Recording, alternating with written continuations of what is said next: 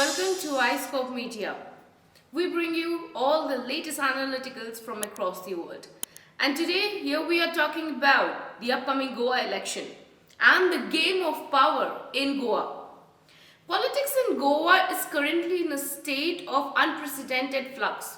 Everyday leaders and MLAs from the tiny state of India's west coast are changing political allegiances, putting Goans in a deep dilemma as to who to cast their vote to for just 2 months before one of the most touted assembly elections of 2022. In the last 3 months, at least 9 MLAs of the 40-member assembly have changed their political affiliations. Besides, local political leaders and former MLAs are switching parties on a daily basis.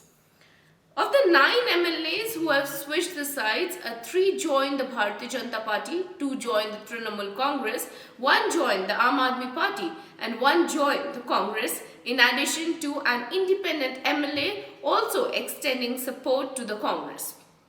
Apart from them, Milind Nayak, who is a senior minister and BJP MLA from Mormugaon, resigned after Congress leaders accused him of sexual exploitation. Now let's have a look of anti-incumbency against BJP in Goa. A deep anger against the ruling dispensation can be observed in Goa, cutting across religion and caste demographies. Growing unemployment, rising prices of essential commodities and rampant corruption over the government's 10 years in power are some of the primary factors driving the anti-incumbency. When asked what will happen in the upcoming election, one Mahesh Nayak, who runs a small tea stall in Margaon, Gogol area, said, "God knows what will happen, but one thing is certain, that BJP is not winning." For the first time in 27 years, the BJP will not have Parikar as the helm for the Goa election. Political observers have opined that the Saffron Party is in disarray as factionalism has grown deep in light of the RSS excessive control. Moving on, let's see another topic, which is said as too many, too small. In the last assembly election, the Aam Aadmi Party secured around 6% of the vote share. Well, this time the party has jumped into the fray with more resources and a plan of action. However, in the past 5 years, the party has failed to nurture a leader who can lead the party in the state. The party still doesn't have a leader who is well known across Goa. The party's state convener, Rahul Mahambre, is not popular beyond his hometown of Mapupusa, and similarly new inductee Amit Palekar is mostly known as an advocate, not as a politician. The AAP's Goa campaign is hinged on 3 primary factors: National Convener and Delhi Chief Minister Arvind Kejriwal's image, second, inducting popular leaders from other parties, and last, the promising various social welfare schemes. To this end, the party already inducted leaders like Dayanand Narvekar, Mahadev Nayak, Alina Saldana, Pratima Kautino, and former BJP leader Ganpat Gaonkar. Kejriwal's promise of free pilgrimages to various religious centers didn't resonate with the people of Goa. And even the AAP's other promises, such as free electricity, increased financial assistance for women, and aid for unemployed youth, saw only tepid response from locals. The TMC is the party with maximum visibility in the state. Most of the hoardings and virtually every lamppost in Goa have West Bengal Chief Minister Mamata Banerjee's face plastered on them. The party, on the other hand, is aggressively engineering the defections. The TMC's recent decision to join hands with Goa's oldest party, the MGP, could prove to be a double-edged sword. Given that MGP President Deepak Davalikar and MLA Sudhin Davalikar have publicly endorsed right-wing organizations like the Sanatan Sanstha, which has even been named on the charge sheet for the Gauri Lankesh murder case.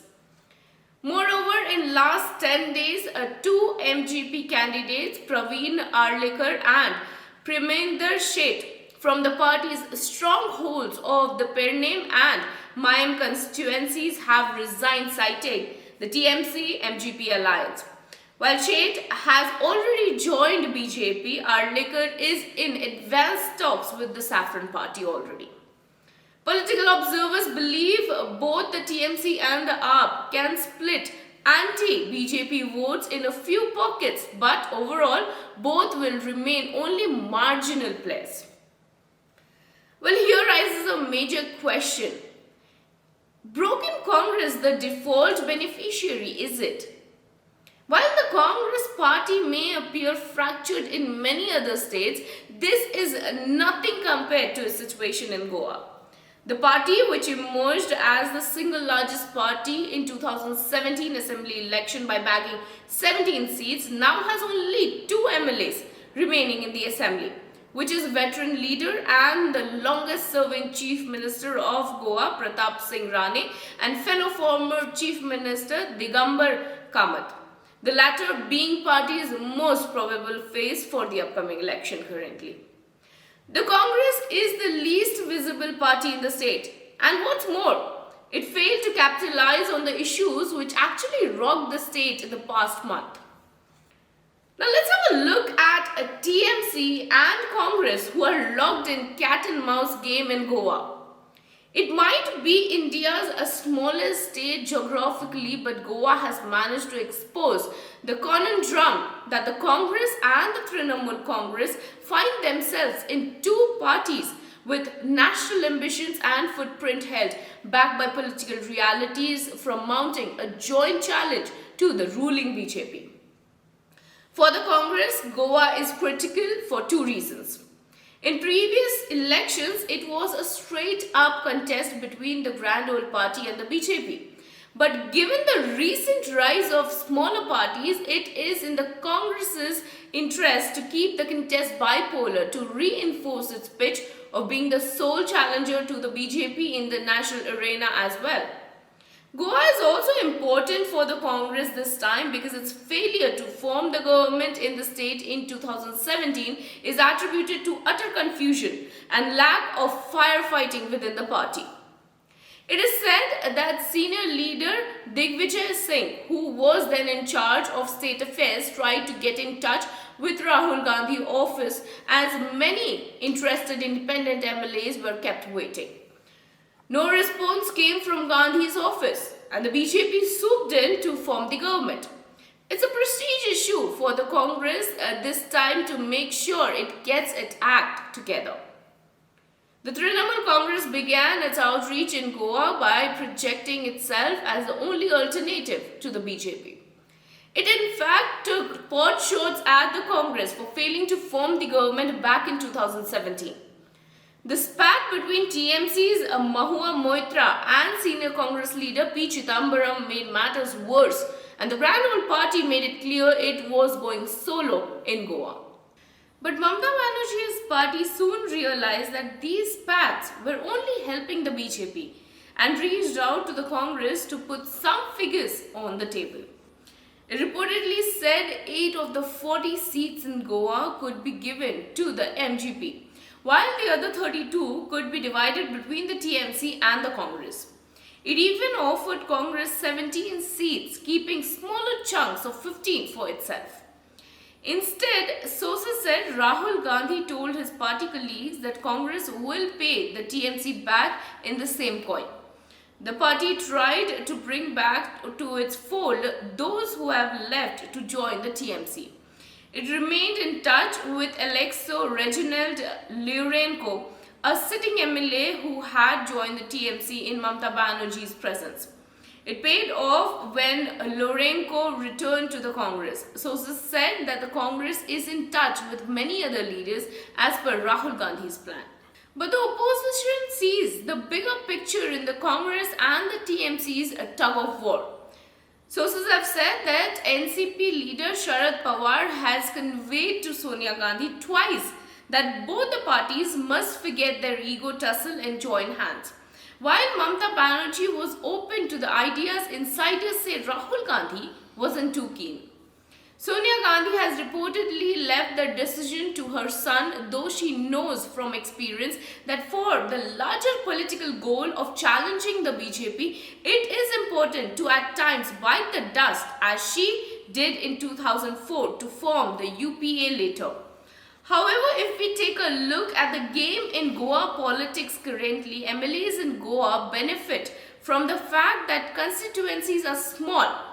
On average, around 30,000 voters, and local bodies like panchayats wield much power and influence. Some constituencies were once regarded as practically family fiefdoms. In 2017 elections, 9 political families fielded 16 candidates and each family gained one representative to the assembly regardless of party affiliation.